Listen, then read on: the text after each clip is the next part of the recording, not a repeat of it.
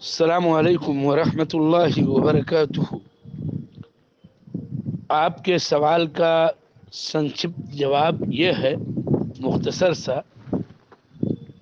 کہ محققین، اہل علم، محدثین، راسخین کا جو نظریہ اور موقف مدلل ہے وہ یہ ہے کہ جب کسی حدیث کا ضعف ثابت ہو جائے تو اس پر عمل نہیں کیا جائے گا۔ رہی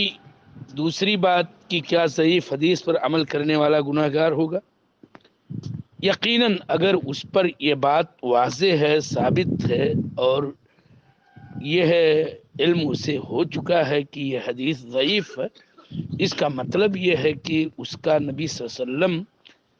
کا قول و عمل یا تقریر ہونا ثابت نہیں ہے، تو اس پر اگر وہ عمل کر رہا ہے تو ظاہر بات ہے کہ تشریعات میں تحلیل و تحریم کے مسائل ہوتے ہیں یا ترک و فعل کے مسائل ہوتے ہیں، تو جو بھی وہ کرے گا وہ ظاہر سی بات ہے کہ وہ غیر شرعی ہوگا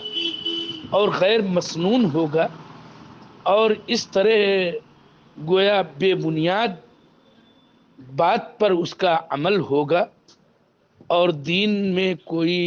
ایسا عمل جس کے لیے دلیل نہ ہو، جس کی کوئی بنیاد نہ ہو، اور اس کو گویا دین سمجھتے ہوئے، دین کا کوئی بھی جز سمجھتے ہوئے